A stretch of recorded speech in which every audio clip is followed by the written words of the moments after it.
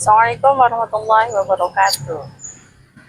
Jumpa lagi dengan saya Aziza Solihin di acara PCA Ngaji PCA Hayat 10 Ngaji ala Santri yang sudah sekian purnama kita nggak bikin video karena di luar karena kesibukan yang lumayan lah, maklum ibu-ibu.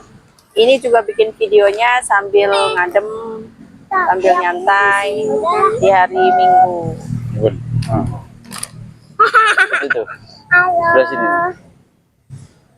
agak atas sedikit ya. Nah, dah. Oke, lanjut. Sebenarnya ini ada pertanyaan dari teman saya, Bunda Riota. Bunda Riota. Bunda Sabda, Wanopex. Ya, Pex. Jadi bagaimana ketika ada orang yang melakukan ibadah tapi mengharap suatu imbalan. Seperti contohnya kita berpuasa misalnya biar rezekinya lancar. Sholat duha misalnya. Atau sholat duha biar rezekinya lancar. Sholat tahajud biar cepat sukses, yang seperti itu. Bagaimana kalau menurut pandangan Islam? Apakah itu nanti bakalan di akhirat karena udah di dunia sudah mendapatkan balasannya sehingga nanti di akhirat tidak akan mendapatkan apa-apa, atau bagaimana? Langsung saja kita dengarkan pembahasannya langsung dari sang narasumber. Oke, assalamualaikum warahmatullahi wabarakatuh, teman-teman dimanapun ada berada. Terutama yang sudah sering ikutin channel kita ya. Jadi ini Bun, itu mungkin ada yang para pendakwah, para dai katanya kalau sholat duha pengen dapat uang, pengen dapat ini dan itu, terus lain-lain, itu nanti di akhirat zong lah gitu, kira-kira zong ya. Ya mungkin satu sisi dia benar ya, tapi karena sudah dianggap mendapat balasan di dunia. Iya, tapi mungkin yang dia maksud mungkin gini Bu, jadi amal-amal yang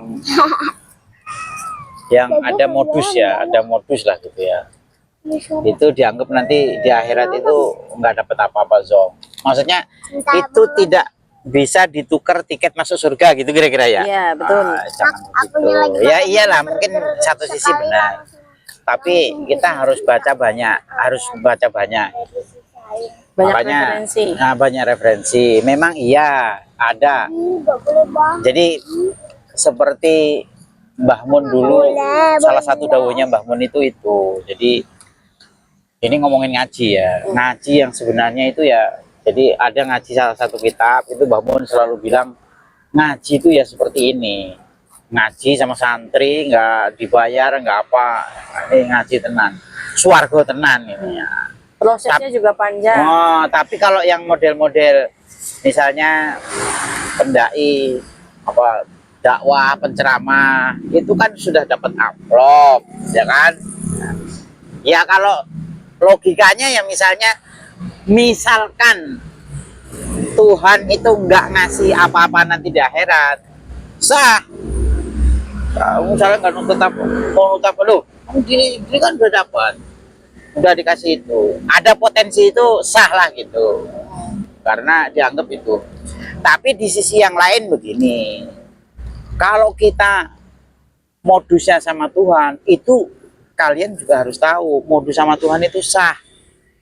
Kalau aja. Ya iya, kalau nggak berharap sama Tuhan mau berharap sama siapa? Itu satu. Terus kemudian yang kedua, mungkin yang jadi masalah itu begini Bun, orang yang selalu beramal baik segala macam, nggak modus amalan gitu, tapi dengan PD-nya nanti dia masuk surga karena amalnya itu. Justru itu yang bahaya. Oh, saya udah beramal banyak nih, saya pasti masuk surga. Menghitung-hitung amal. Nah itu, jadi ini berhitung ini nanti nih masuk surganya gara-gara itu. Nah, itu harus diingat ya. Jadi kita masuk surga, insya Allah itu ya, kita masuk bukan karena amal kita, tapi murni karena rahmat Allah Subhanahu wa Ta'ala.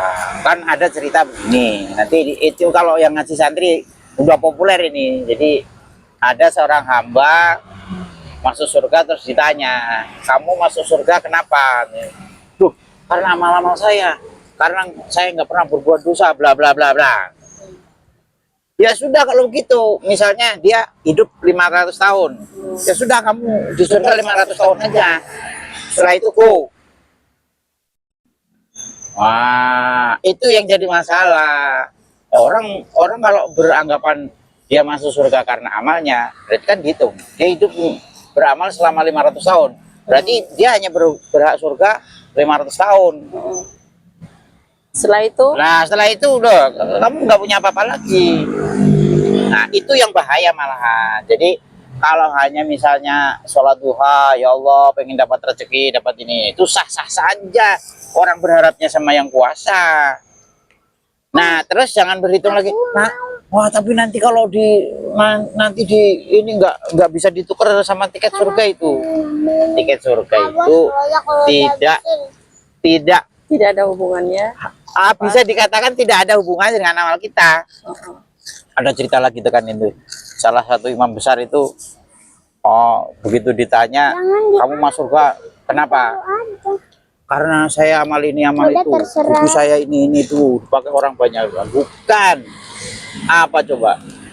Tuhan meridhoi orang dalam cerita ini adalah hanya karena waktu mau nulis buku, di tintanya ada lalat minum, dia berhenti nulis.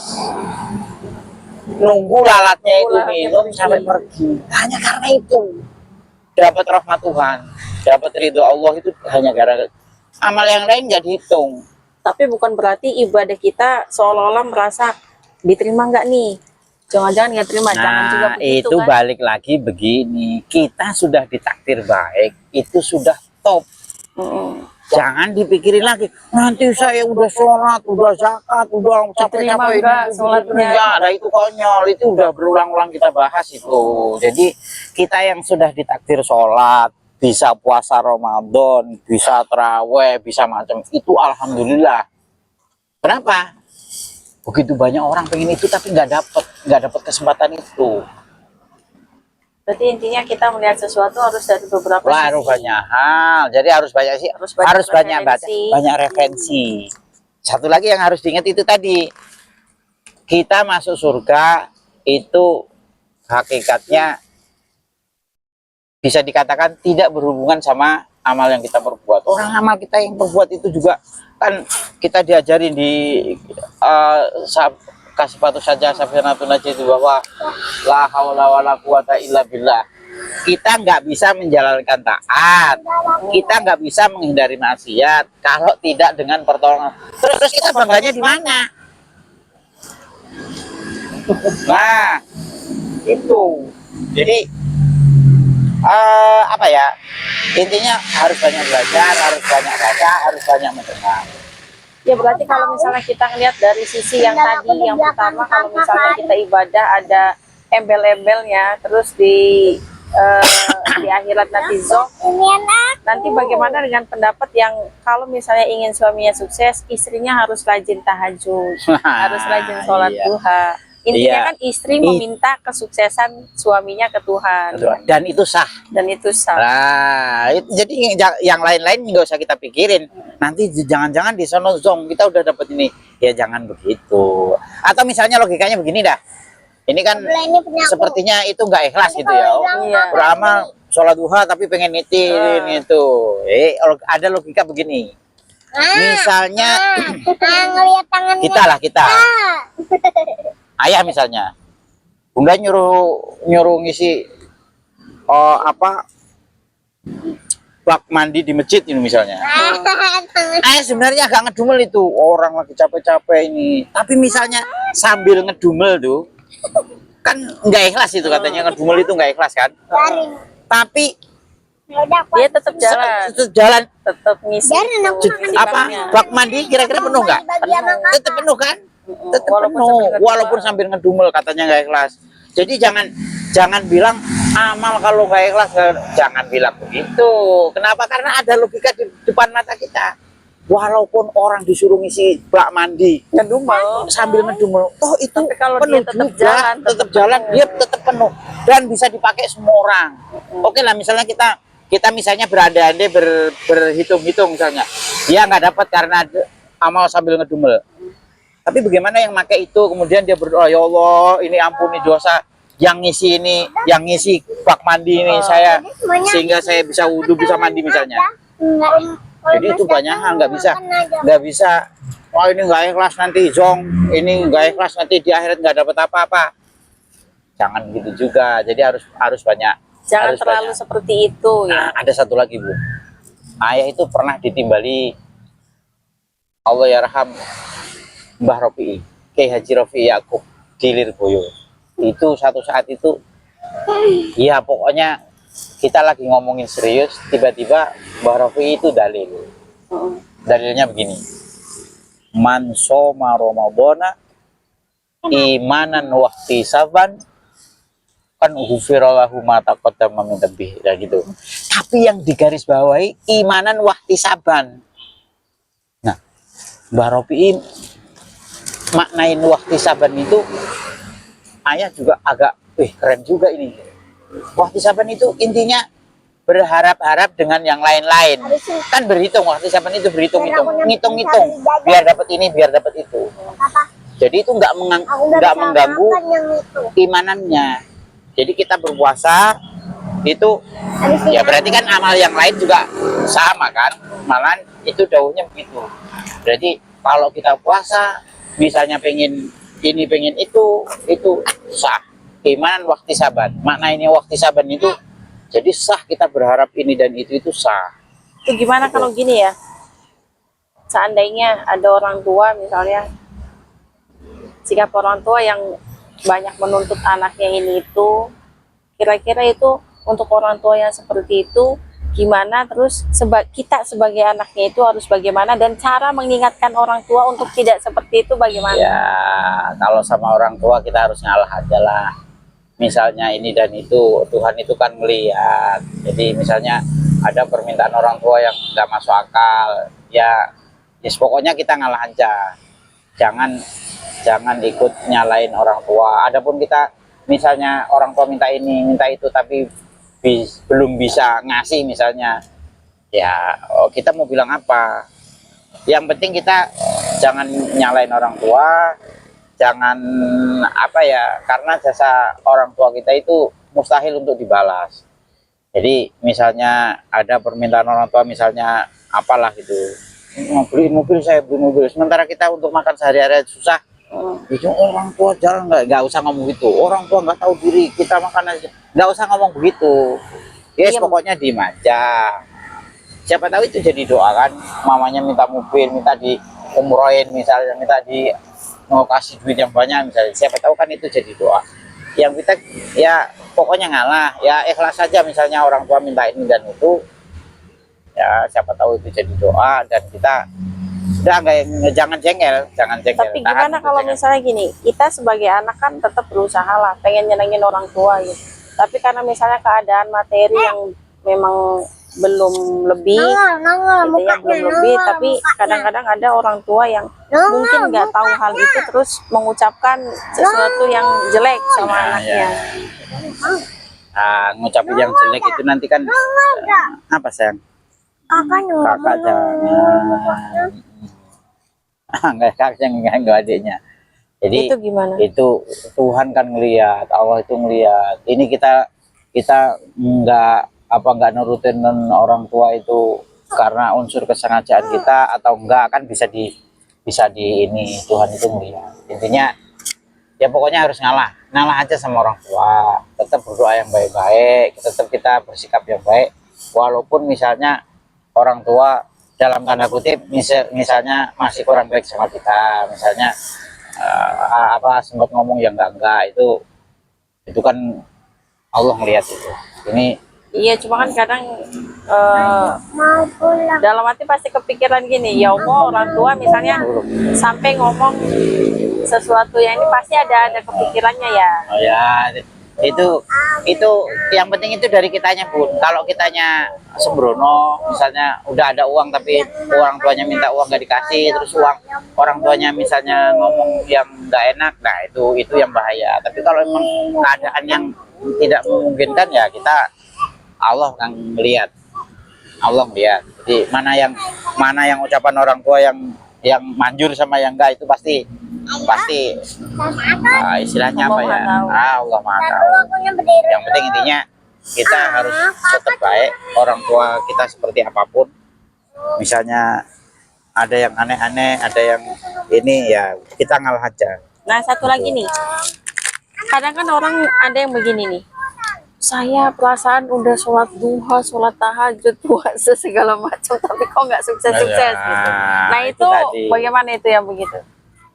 Nah itu orang kurang kerjaan itu namanya. Memangnya kita sukses, tadi kan udah dibilang dari awal tadi, kita sukses kita itu hampir tidak ada hubungannya sama kita. Walaupun ya ada kaidah al-ajru bi qadri ta'ab, itu enggak semuanya begitu. Ya tadi kita balik lagi, kalau hakikatnya itu tadi la haula wala quwata illa billah, tadi kita bisa ngapa-ngapain itu karena pertolongan Allah. Sehingga misalnya kita sudah ini sudah itu, oh itu pun kerjaan Tuhan, kenapa kita menuntut Tuhan? Gimana itu? Jadi nanti ada apa ya, orang kita nggak bisa ngapa-ngapain kok malah nuntut. Mungkin karena penilaian suksesnya itu kan beda-beda. Kadang-kadang orang nggak nyadarin kalau misalnya dia udah ditakdirkan kayak Ayah bilang, kita udah menjadi orang baik, kita sehat, terus kita juga nggak pernah yang sampai utang kemana-mana. Itu padahal kalau kita syukuri itu termasuk kesuksesan. Ya kalau kata Mbah Kun, ini balik lagi Mbah Kun. Jadi dalam keadaan yang kita seperti ini itu, saya ngomong begini, lah ya tuh makin zaman kita mondok itu kita punya apa sih? Makan aja kadang-kadang dia suka ngutang temennya. Tapi sekarang udah punya motor ya, Bu. Orang punya motor, kita punya motor. istri, Orang punya istri, kita punya istri, punya anak, punya. Terus mau apa lagi? Oh, enggak, udah dikasih gratisan ini. Sebenarnya orang kalau mau ngukur ini sukses ini enggak sukses itu, kalau diukur dengan hal-hal yang sifatnya materi, ya orang harus banyak ngaji lah. Kita seperti ini, kita di titik ini udah luar biasa, udah alhamdulillah.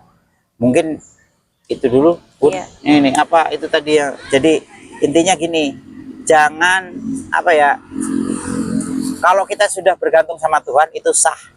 Jadi jangan berpikir nanti, jangan-jangan nanti di sono zong, kita di akhirat nggak dapat apa-apa. Itu urusan Tuhan nanti. Karena itu tadi kita jangan berpikir seperti itu. Yang bahaya itu adalah kita berpikir bahwa apa yang kita kerjakan, apa yang kita lakukan itu adalah prestasi kita. Nah itu yang salah. Iya, sayang. Jadi jangan berpikir iya sayang. Jadi jangan pernah berpikir apa yang kita lakukan, mau ibadah, mau apa saja, itu jangan berpikir bahwa itu adalah prestasi kita. Nah, karena itu yang bahaya nanti. Kalau sampai diaudit, ini prestasimu ini seperti tadi. Ya, kamu ngamal 500 tahun, berarti surgamu 500 tahun. Setelah itu go. Mau bilang apa kita? Sementara waktunya masih panjang. Wah, itu abadal-abadin. Apa? Abadan. Abadan-abadan itu kan waktu yang tidak ada. Jadi intinya hal yang kita gantungkan sama Tuhan, walaupun sekilas itu modus, itu sah. Modus sama Tuhan itu sah. Dan yang kedua, jangan berpikir bahwa apa yang kita lakukan itu prestasi kita, yang dengan itu nanti kita bisa nuker amal kita itu dengan tiket surga. Itu yang bermasalah. Mungkin itu dulu dah ditutup aja. Ya mudah-mudahan buat yang bertanya, Bunda Riota, Bunda Sabda, mudah-mudahan udah cukup puas sama jawabannya. Tapi misalnya ada yang perlu ditanyakan lagi, boleh. Kita ketemu lagi, insya Allah Desember ya. Kita sudah Desember. Atau untuk sementara boleh tulis di kolom komentar. Iya, kalau di komentar. Kalau nggak kita Desember kita ngobrol lagi di Jundol ya. Apa pun namanya? Apa? Jondol. Ya, di Jondol ya. Oke, Terima kasih. Assalamualaikum warahmatullahi wabarakatuh.